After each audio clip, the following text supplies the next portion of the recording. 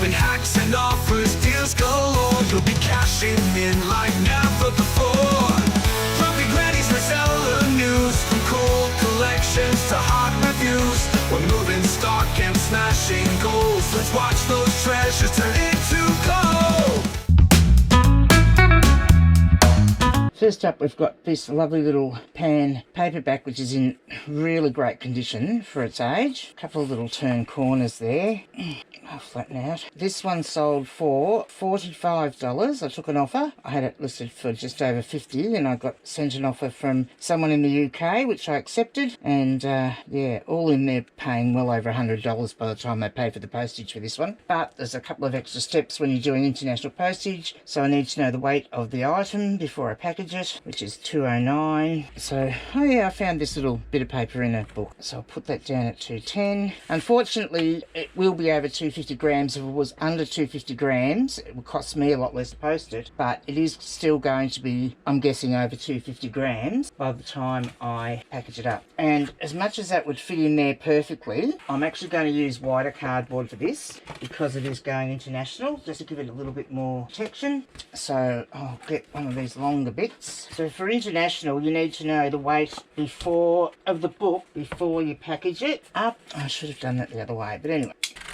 And then after, you need to know the weight again once you have packaged it all up. Sticky tape surprisingly weighs a lot, so if you are doing it and you're close to the line when you're doing calculated shipping of any sort and you're close to the weight, just be aware of that if you put too much tape on, like wrap it around and around, could push it over. And I still use the flat rate Australia Post bubble mailers for this because it saves me having to have a different, I could use an unbranded one if I had some, but currently I don't. And when they're going overseas, I do tape these bits up. Again, trying not to use too much tape, just in case that catches on something. Alright, so there we go. Now I need to know the weight again. Always overestimate your weight and your measurements so that you don't get stuck with underestimating. So that's 265, so it is just over. So if I sent the book on its own, it would come in under the 250, but I won't do that. I'd rather pay a bit more and have the book protected to make sure it gets there safely. And then you need to know the measurements of the parcel. This is what you need to buy your label. So we're just going to do this. So that is about 28.5. So I will ramp that up to 30. And this should be 25-ish. 25, so I'll make that 27. And then we need to know the thickness. So that's about 4, so I'll make that 5. So then I can go and buy my label for that one. So that is, write the name on the thing, especially if you've got a couple, because you don't want to put the wrong label on the wrong one. Right, next up we've got this really cool pair of jeans. They've got like the paper bag top with a tie. They're redial. They're only a size 8, but they still sold pretty well. I'll put a shot up on the screen so you can see better what they look like, because they actually look really good. Really cool.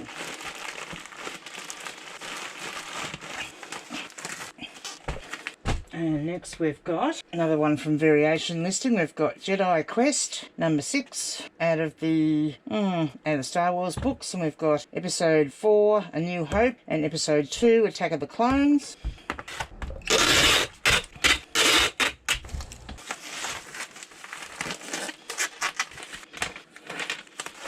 Next we've got this little lot that came also from Variation Listing. So they chose this one out of my Osborne Young reading listing, Robin Hood. The classics out of those have been going quite good actually. And then these are the very last 2 of the Young Indiana Jones books that I've had. So I've sold all of those ones.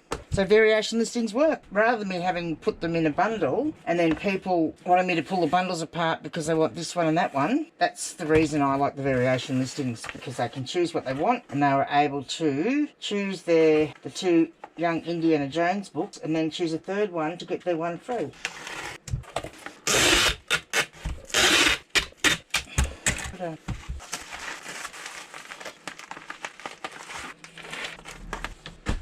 Then, again, from another variation listing, we've got 2 Garfield books. They didn't go for the third one, which that's fine because then I don't give away a book for free. So we've got Canned Laughter and Garfield. And these ones, again, are in pretty good condition given the age. So yeah, pretty happy with those. I'll fit in one of these bits. These are just the flaps off the boxes. I always cut those off first of any of the boxes that I get because they're perfect for the majority of paperbacks.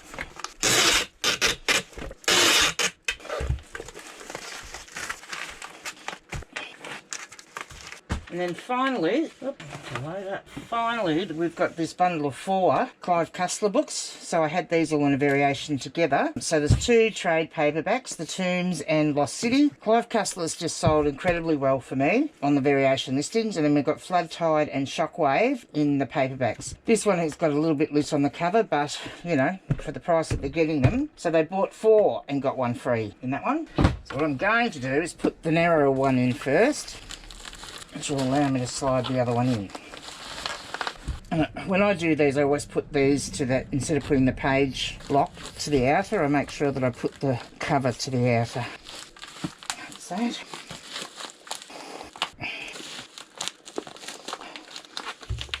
There we go.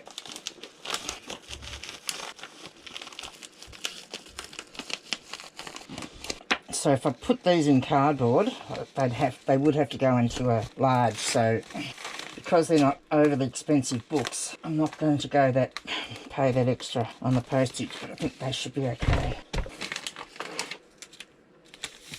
I had this 6-pack of Michael Salmon dinosaur books. There's the 6 books in there, which are all in great condition. So we've got the dinosaur who forgot her birthday, the smallest dinosaur in the world, the dinosaur who wanted to fly, the dinosaur who invented things, the dinosaur who wouldn't go to school, and the dinosaur who couldn't sleep. And of course, Michael Salmon does some very unique illustrations, which are great. This one's actually going over to the UK. It's costing them quite a bit, I think $89 or something in postage, because these are quite heavy, as you could well imagine, the books and then the slipcover. The slipcover itself has got a little bit of damage on the corners and stuff, but, you know, look, considering that these were published in... They're beautiful, clean books. I'd say they've hardly been out of the slipcover. No, front this time. Yeah, 1990 these were published. So considering the age, and even though the books don't look like they've been read much, you know, the slipcover's still been out and about. So they're in, yeah, it's all in good condition considering.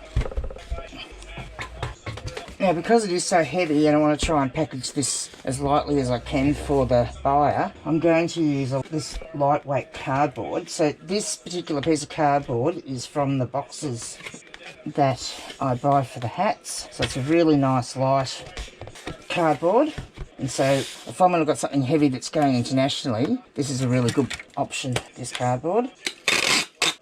And I think the boxes worked out at, you know, maybe $1.49, something like that. But by the time I strip one box down, I can probably package 6 parcels out of each box. So, like, really, the cost of the cardboard, even though it's not, this time it's not recycled, the cost is negligible. But yeah, I mean, I probably don't need to put the cardboard on it, but I do want to try and protect that slipcase just a little. So I still put it in the cardboard. Yeah, so that's 2.2 kilos. Well, it's 2.159. So, yeah, 2.2 kilos for that.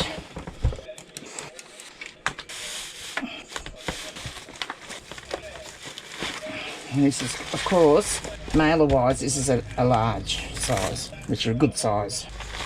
They hold a lot.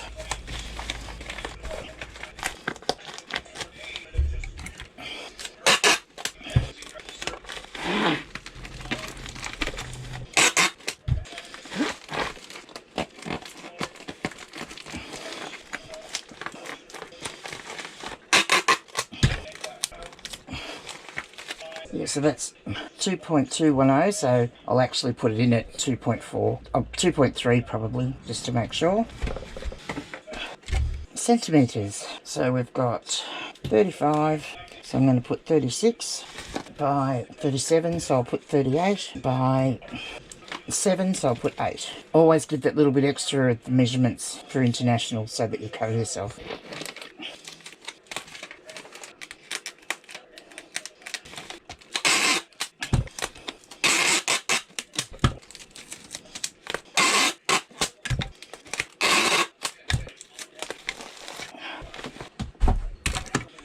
Up is to sign a few more cards. I mean at some point I will have to stop doing this as I'm scaling up, but it's kind of a nice personal touch to handwrite my name on the thank you cards.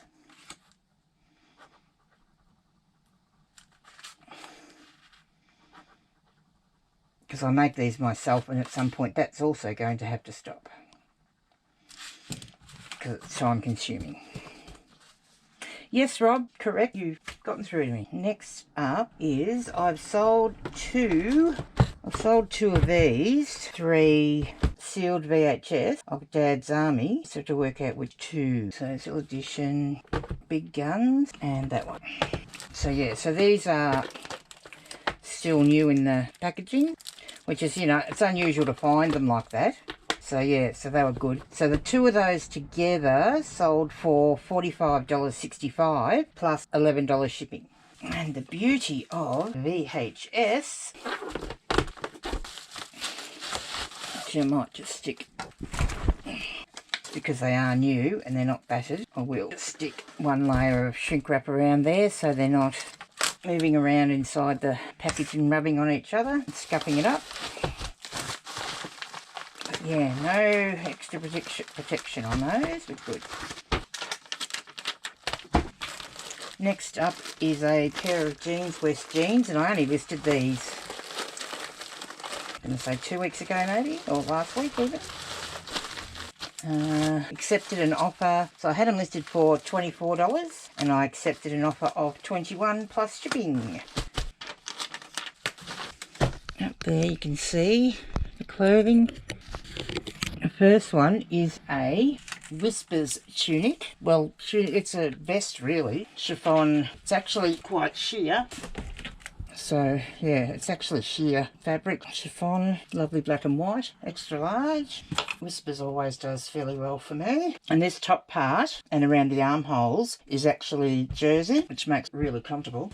And I wasn't thinking this morning when I was doing my postage labels, because I have got quite a few medium-sized bags, and I'm starting to get a little bit lower on the small. And when I get to, which will be soon, ordering some more of these, I'm going to be going for a generic one for everything under 500 grams, and then other stuff I'm going to put in a vinyl satchel, because these padded mailers are no longer going towards your postage band, so why would I spend the extra money on them? Oh, I'll tell you how much that top was. So the top sold for $24.53 plus post. Cost me $2.50.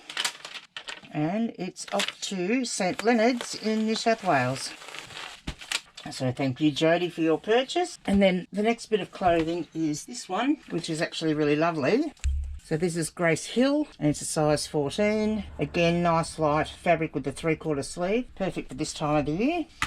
And both of these sold after I did an NSL similar on them. And, you know, just up there, made sure everything was good in the titles and all that sort of stuff.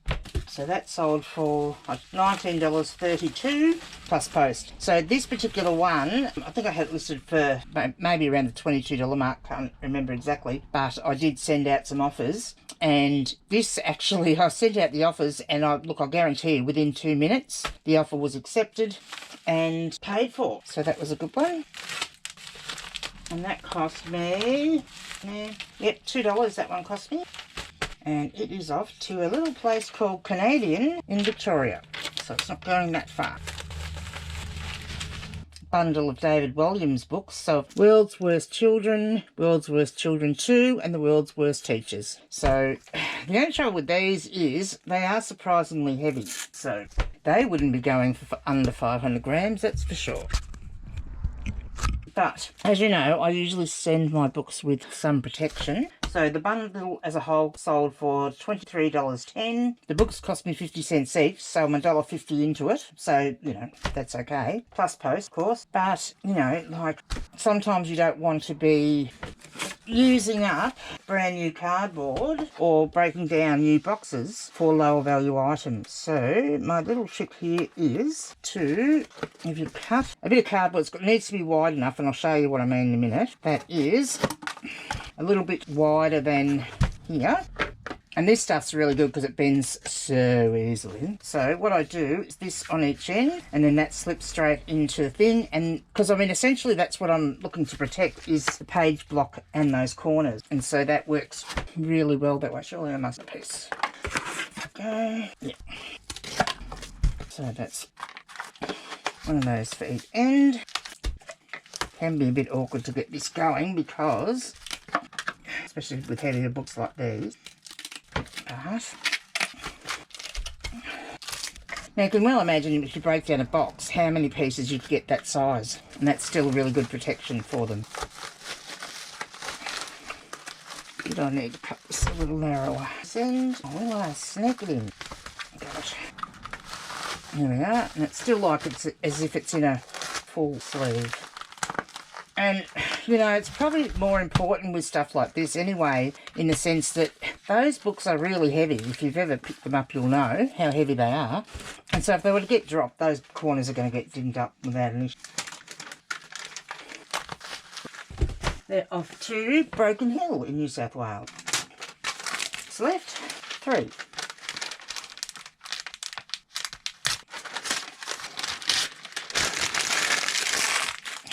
And by the way, if you need packing material for packing delicate stuff that gets broken, you know, that you need to put like shredded paper around, shred this stuff. This is great. And the same with the backing off the 4-up sticky label sheets. This stuff's really lightweight compared to normal paper. Even newspaper's quite heavy compared to this.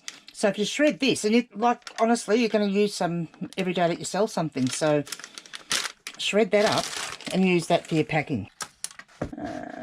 So this is Tomorrow When the War Began by John Marsden. This is from a variation listing. And this is one of the ones that I would suggest if you're going to do these, that you don't just put a picture and, you know, have 6 different covers for the same book, because people like to choose the ones that they want to match their other books.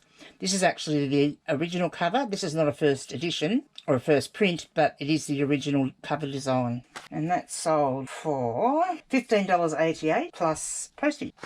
And again, like, I want the book to arrive safely, but it's not, you know, something that I've sold for a lot of money. So it doesn't matter that the cardboard doesn't quite meet, but it's still well protected in there. Next up we have The Naked Runner by Frances Clifford, and it is is it a World War I or World War II? It's 2. World War II. This is one of the, whoops, I'll go back. So it's a book club issue, and this is from 1966. So the dust jacket's in great condition. The book's got a little bit of discoloration, but the dust jacket's in excellent condition. So they obviously printed that on good quality cardstock, I have to say. Just a quick tip, well, 2 tips actually. If you've got flat scales like these, and these are just a form of kitchen scale, and you sit the book on top of it, it's hard to see what book actually weighs. But if you get a jar or, you know, something decent and put it on there and then re-tear it, you can sit your book on there quite easily. Now, the other advantage I find of doing it this way is, how do I remember what the weight of the book is to put it in the listing before, you know, without actually having to write everything down? Well, the quick and easy answer to that is I just take a photo. So I can clearly see the scale. So you can clearly see the scale and the book. And yeah, it works great. So if you've got a spare set of scales that you can put in your photo area, and it's going to be more, you know, for those of us that are going to be shifting more to a calculated form of shipping, it's going to be even more important to weigh stuff. So, you know, to have that in here is great. So I can quickly snap photos as I take photos for the listing. Colors in her hair, lipstick bold and bright, strutting down the street like a disco queen that night. Granny's on a mission, her pitchfork in her hand, hunting thrift store treasure all across the land. She's funky, she's sassy, she's got that Aussie charm. Out in the bush, she's raising the alarm. Oh baby, be on the lookout for gold. Granny's flipping finds and breaking the mold.